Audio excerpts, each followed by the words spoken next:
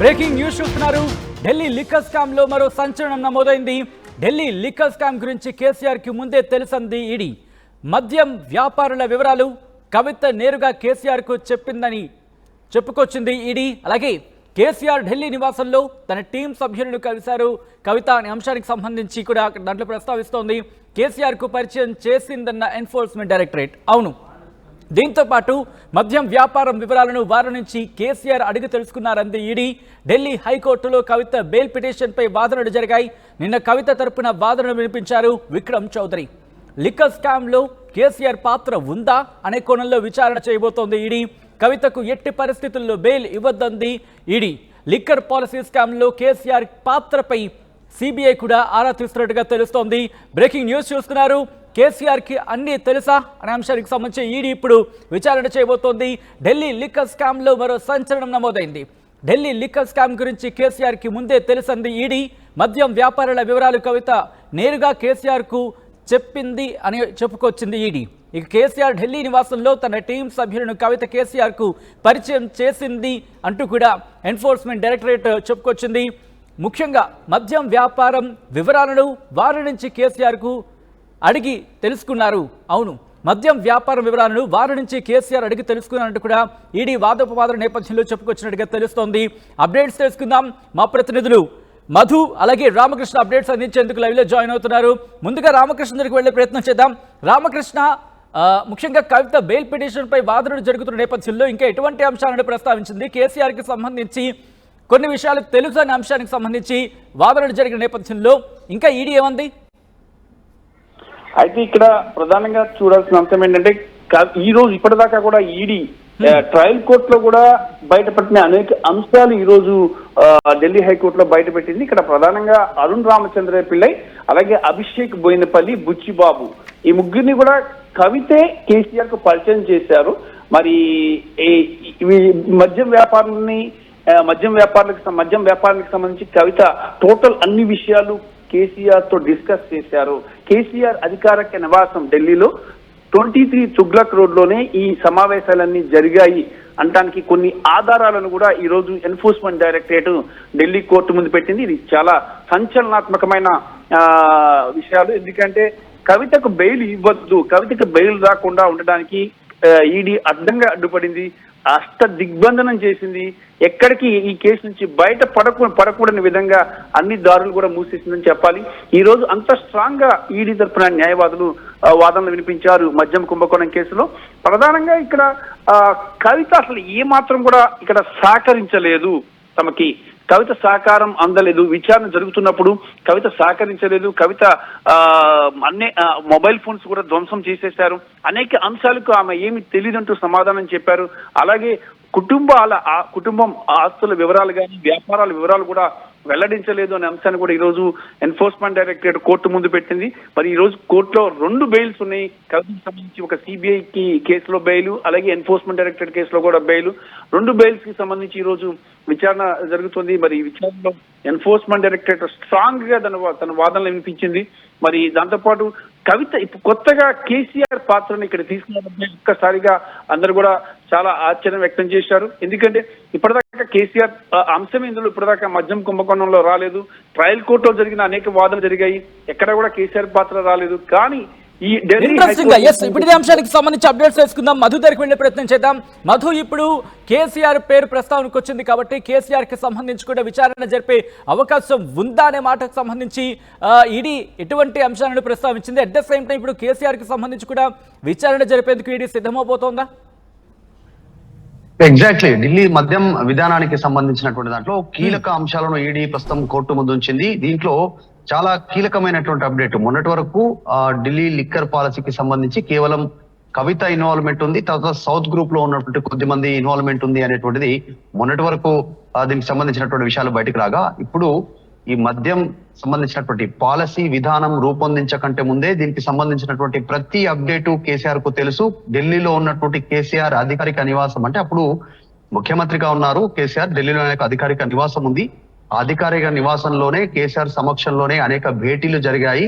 అప్పుడున్నటువంటి సిచ్యువేషన్ లో కవితనే ఈ రిటైల్ స్కామ్ గురించి కేసీఆర్ కు పూర్తి స్థాయిలో వివరాలు వెల్లడించారు. దాంట్లో అప్పుడు కవిత అప్పుడున్నటువంటి ఆమె టీం కు సంబంధించినటువంటిది సభ్యులైనటువంటి బుచ్చిబాబు, అభిషేక్, అరుణ్ పిల్లై వీళ్ళందరినీ కూడా కేసీఆర్ కి ఢిల్లీలో కేసీఆర్ అధికారిక నివాసం ముఖ్యమంత్రి నివాసంలోనే వీరందరినీ కేసీఆర్ కు పరిచయం చేయించింది అనేటువంటిది ఆధారాలతో సహా ఈడీ కోర్టు ముందు ఉంచినట్టుగా తెలుస్తా ఉంది.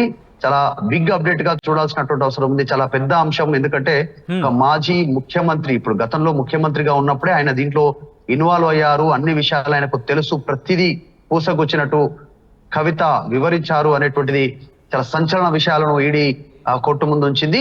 దీంతో పాటు కేసీఆర్ కు ఈ వివరాలన్నీ తెలుసుకున్న తర్వాత కేసీఆర్ సమీర్ మహేంద్రును బుచ్చిబాబు అనేటువంటి వ్యక్తి పరిచయం చేశారు అనేటువంటిది కూడా ఈడీ చాలా స్పష్టంగా చెప్పింది. ఈ రోజు మెన్షన్ చేసినటువంటి అంశాల్లో బుచ్చిబాబును కవిత కేసీఆర్ కు పరిచయం చేస్తే ముఖ్యమంత్రిగా ఉన్నటువంటి కేసీఆర్ కి అప్పుడు ఆయన సమీర్ మహేంద్రుని కేసీఆర్ కు పరిచయం చేశారు అనేటువంటి అంశాలను కూడా ఈరోజు వివరాలు వెల్లడించారు. కేసీఆర్ తో భేటీ వివరాలను గోపి కుమారన్ వాంగ్మూలంలో రికార్డు చేసినట్టుగా కూడా ఈడీ వివరాలు వెల్లడించింది. మొత్తం కవిత 2 సంవత్సరాల్లో కవిత వాడినటువంటి మొబైల్ ఫోన్స్ మొత్తం 11 మొబైల్ ఫోన్స్ వాడారు. 11 మొబైల్ ఫోన్స్ కి సంబంధించినటువంటి డేటాను అంతా ధ్వంసం చేశారు. పూర్తిగా రికార్డును దాంట్లో ఉన్నటువంటి చాటింగ్ ఇన్ఫర్మేషన్ ని, కాల్ హిస్టరీని, ఎవరెవరితో మాట్లాడినటువంటి మొత్తం తుడిచిపెట్టుకుపోయేలా పూర్తి స్థాయిలో డేటాను రిమూవ్ చేశారు. రిమూవ్ చేసిన తర్వాత కవిత 11 ఫోన్లను ఈడీ అధికారులకు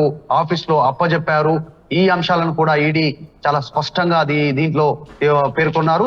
ఆమెకు బెయిల్ ఇస్తే ప్రస్తుతం కవిత బెయిల్ పిటిషన్ కి సంబంధించి తీవ్రంగా ప్రయత్నం చేస్తా ఉన్నారు. అటు సుప్రీంకోర్టులో కానీ తనకున్నటువంటి హక్కులను అడుగుతూ కానీ మెన్షన్ చేస్తూ ఆమె బెయిల్ కోసం ప్రయత్నం చేస్తా ఉన్నారు.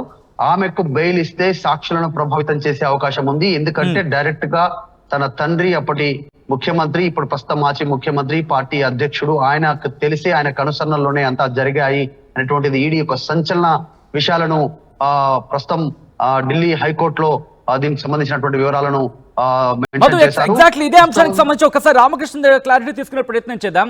రామకృష్ణ, ప్రెసెంట్ దీనికి సంబంధించి అంటే కేసీఆర్ కు తెలుసని మాత్రమే ఈడీ చెప్పుకొచ్చిందా, లేకపోతే కేసీఆర్ పాత్ర ఉందంటూ కూడా ఏమైనా అంశాన్ని ప్రస్తావించిందా? ఏం చెప్పింది ఈడీ కోర్టుకి?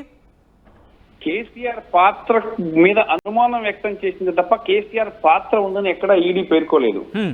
కేసీఆర్ కి ఈ విషయాలు చెప్పారు ఎవరు? కవిత.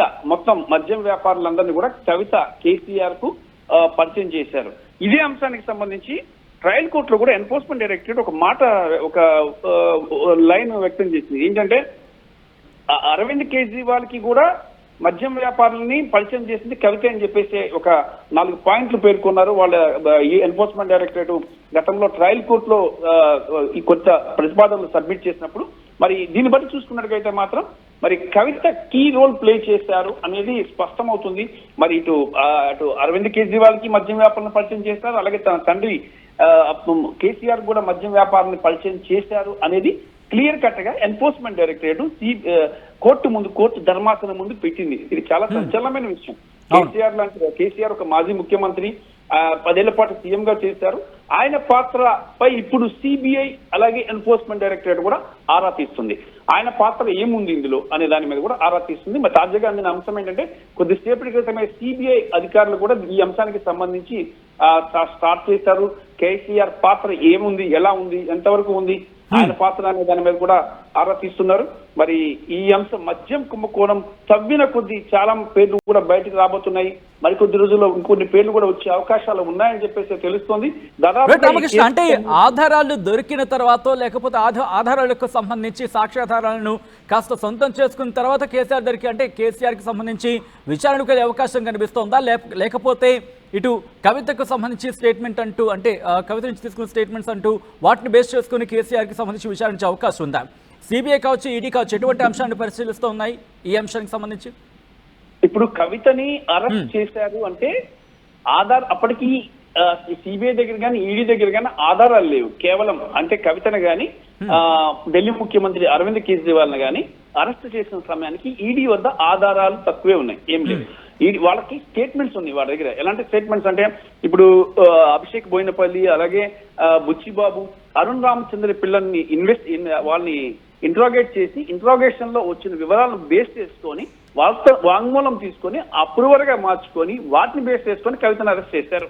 మరి ఈ కవితని అరెస్ట్ చేసిన తర్వాత కవిత ఇచ్చిన సమాధానాలే కానీ మరికొంతమంది ఇచ్చిన సమాధానం బేస్ చేసుకొని ఇప్పుడు అరవింద్ కేజ్రీవాల్ అరెస్ట్ చేయడం జరిగింది. ఇదంతా ఒక ప్లాన్ ప్రకారం పకడ్బందీగా ఎన్ఫోర్స్మెంట్ డైరెక్టరేట్ ముందుకు వెళ్తుందని తెలుస్తుంది. రేపు కేసీఆర్ విషయంలో కూడా ఈ మొత్తం వివరాలన్నీ సేకరించి ఎవరైనా ఇచ్చిన స్టేట్మెంట్స్ బేస్ చేసుకొని ఆయన పాత్ర ఉంది అని ప్రూవ్ అయినప్పుడు కానీ మన పాత్ర మీదకి సంబంధించి కానీ కొన్ని స్టేట్మెంట్స్ కానీ తీసుకొని వీళ్ళ దగ్గర నుంచి వాంగ్మూలం తీసుకొని కానీ ఎగ్జాక్ట్లీ ఒక్కసారి ఇదే అంశానికి సంబంధించి రామకృష్ణ మధు దగ్గరికి వెళ్లే ప్రయత్నం చేద్దాం. మధు, ఈడీకి సంబంధించి ఒక ఇంట్రెస్టింగ్ క్వశ్చన్ రైస్ అవుతుంది. ఎందుకంటే ఆధారాలకు సంబంధించి ప్రస్తావించని పరిస్థితి మనకు కనిపిస్తోంది. సో ఇటువంటి నేపథ్యంలో ఇప్పుడు ఎందుకు తెర మీదకి తీసుకొచ్చింది అంటే కనుక ఎటువంటి మాట వినిపిస్తోంది? ఎగ్జాక్ట్లీ కవిత తరఫు న్యాయవాదులు ఏం వాదిస్తా ఉన్నారంటే ఈడీ సిబిఐకి సంబంధించినటువంటి ఎంక్వైరీలో అన్ని అంశాల పరంగా కూడా కవిత సహకరించారు దర్యాప్తు అధికారులకు. సో ఆమెకు బెయిల్ ఇవ్వాలి అనేటువంటి ప్రధానంగా ఈమె తరఫు న్యాయవాదులంతా కూడా ఆమె బెయిల్ పిటిషన్ గురించి హైకోర్టులో వాదనలు వినిపించారు. అయితే దర్యాప్తు సంస్థలకు సంబంధించి ఇటు ఈడీ ఇటు సిబిఐ తరఫు నుంచి వాళ్ళ తరఫు న్యాయవాదులు కూడా కొన్ని అంశాలను ప్రస్తావించే ప్రయత్నం చేశారు. ఎందుకంటే కవిత సంబంధించినటువంటి అంశం ఏదో లిక్కర్ స్కామ్ ఉందో అది ప్రతిదీ కేసీఆర్ కు తెలుసు. ఆమె బయటకు వెళ్తే సాక్షులను ప్రభావితం చేసే అవకాశం ఉందనేటువంటిది వాదనలు వినిపించడంతో దాంట్లో ఇన్వాల్వ్మెంట్ ముఖ్యంగా ఆమె ఫోన్లలో ఉన్నటువంటి డేటాను ధ్వంసం చేసినటువంటి తీరు, నేరం నుంచి తప్పించుకోవడం కావచ్చు, తర్వాత వీటన్నిటిని దృష్టిలో పెట్టుకుని ఆమెకి ఇవ్వద్దు, బయటకు వెళ్తే సాక్షులను కూడా ప్రభావితం చేస్తారనేటువంటిది వీళ్ళు వాదనలు వినిపించారు. సో ఈ నేపథ్యంలో ఢిల్లీ హైకోర్టుకు సంబంధించినటువంటి న్యాయమూర్తి స్వర్ణకాంత్ శర్మ ఈ ఇద్దరి వాదనలు విన్న తర్వాత హైకోర్టు న్యాయమూర్తి స్వర్ణకాంత శర్మ తీర్పును రిజర్వ్ చేశారు. ఇంకా బెయిల్ కి సంబంధించినటువంటి అంశంపైన ఎలాంటి నిర్ణయం తీసుకోలేదు. ఇరు వాదనలు విన్నారు. ఇటు దర్యాప్తు సంస్థలకు సంబంధించిన న్యాయవాదుల వాదనలు, ఇటు కవిత తరఫు న్యాయవాదులు ఇద్దరి వాదనలు విన్నారు. తీర్పు రిజర్వ్ చేశారు. సో బెయిల్ పైన ఇంకా ఎలాంటి నిర్ణయం తీసుకోలేదు. ప్రస్తుతం తీర్పు రిజర్వ్ లో ఉంది. స్వర్ణకాంత శర్మ హైకోర్టు న్యాయమూర్తి ఎలాంటి నిర్ణయం తీసుకోనున్నారు అనేటువంటిది ప్రస్తుతం దీనిపైనే బీఆర్ఎస్ పార్టీ వర్గాలు ఎదురు చూస్తున్నాయి. ఒకవేళ కవిత రిలీజ్ అవుతుందేమో బెయిల్ పైన అనేటువంటి దానిపైన. కానీ ప్రస్తుతానికి మాత్రం ఢిల్లీ లిక్కర్ స్కామ్ కి సంబంధించిన దాంట్లో ప్రధానంగా 100 కోట్ల ముడుపులు మనీ లాండరింగ్ సంబంధించినటువంటి అంశం పైన ఫోకస్ పెట్టారు. కాబట్టి దీంట్లో పెద్ద వాళ్ళు ఉన్నారు అనేటువంటి దాన్ని కూడా మెన్షన్ చేశారు. ఇప్పటికే బెయిల్ పైన అరవింద్ కేజ్రీవాల్ ఢిల్లీ ముఖ్యమంత్రి బయట ఉన్నారు. ఉప ముఖ్యమంత్రి మనీష్ సిసోడియా ఆల్రెడీ జైల్లో ఉన్నారు. ఇంకా దీంట్లో పాల్గొన్నటువంటి అనేక మంది దీంట్లో ఆల్రెడీ జైల్లో మగ్గుతా ఉన్నారు. కొద్దిమంది బెయిల్ పైన ఉన్నారు, కొద్దిమంది అప్రూవర్ గా మారిపోయారు. అప్రూవర్ గా మారిపోయినటువంటి వారందరి దగ్గర ఆడియో, వీడియో, తర్వాత డాక్యుమెంటేషన్, పూర్తి సాక్ష్యాలను సేకరించి పెట్టుకున్నారు ఈడీ, సిబిఐకి సంబంధించినటువంటి సంస్థలు. సో ఈ నేపథ్యంలో కవితకు బెయిల్ ఇవ్వద్దు అనేటువంటిది ప్రధానంగా వీరు మెన్షన్ చేశారు.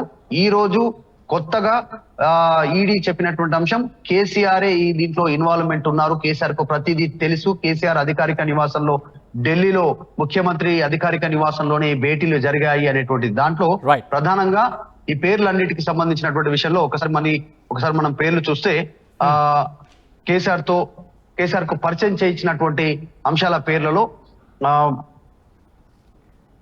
అభిషేక్, అరుణ్ పిల్లై, బుచ్చిబాబు, వీళ్ళతో పాటు మరొక వ్యక్తి బుచ్చిబాబు అనేటువంటి వ్యక్తి డైరెక్ట్ గా సమీర్ మహేంద్రు, ఈయన కూడా చాలా ఈ లిక్కర్ స్కామ్ లో ఆయనకు సంబంధించినటువంటి ఇన్వాల్వ్మెంట్ ఎక్కువగా ఉంది. కాబట్టి ఆయన సమీర్ మహేంద్రుడు కల్పించింది బుచ్చిబాబు, కేసీఆర్ ఇవన్నీ కూడా ఢిల్లీ అధికారిక నివాసంలోనే కలిశారనేటువంటి ఆధారాలను సేకరించిన తర్వాత ఈడీ ఈ రోజు ఢిల్లీ హైకోర్టు ముందు వచ్చింది. సో ఎట్టి పరిస్థితుల్లో కవితకు బెయిల్ ఇవ్వద్దు అనేటువంటి వాదనను ఈడీ దర్యాప్తు సంస్థలకు సంబంధించిన న్యాయవాదులు మెన్షన్ చేస్తా ఉన్నారు. Right Madhu and Ramakrishna, thanks for update. మొత్తంగా అయితే మాత్రం ఢిల్లీ లిక్కర్ స్కామ్లో మరో సంచలనం నమోదైంది. ఢిల్లీ లిక్కర్ స్కామ్ గురించి కేసీఆర్కి ముందే తెలుసు అంటూ కూడా చెప్పుకొచ్చింది ఈడీ. మద్యం వ్యాపారాల వివరాలు కవిత నేరుగా కేసీఆర్కు చెప్పారంటూ కూడా ఈడీ చెప్పుకొచ్చింది. కేసీఆర్ ఢిల్లీ నివాసంలో తన టీం సభ్యులను కవిత కేసీఆర్కు పరిచయం చేశారంటూ కూడా ఎన్ఫోర్స్మెంట్ డైరెక్టరేట్ చెప్పుకొచ్చింది. ఇక మద్యం వ్యాపారం వివరాలను వారి నుంచి కేసీఆర్ అడిగి తెలుసుకున్నారు అని అంది ఈడీ. ఇక ఢిల్లీ హైకోర్టులో కవిత బెయిల్ పిటిషన్పై వాదనలు జరిగాయి. నిన్న కవిత తరపున వాదన వినిపించారు విక్రమ్ చౌదరి. అయితే లిక్కర్ స్కామ్లో కేసీఆర్ పాత్ర ఉందా లేదా అనే కోణంలో విచారణ చేయబోతోంది ఈడీ. కవితకు ఎట్టి పరిస్థితుల్లో బెయిల్ ఇవ్వద్దంటూ కూడా ఈడీ ఇటు కోర్టుని కోరింది. లిక్కర్ పాలసీ స్కామ్లో కేసీఆర్ పాత్రపై ఇప్పుడు సిబిఐ ఆరా తీయబోతోందా అంటే కనుక అవుననే మాట వినిపిస్తోంది.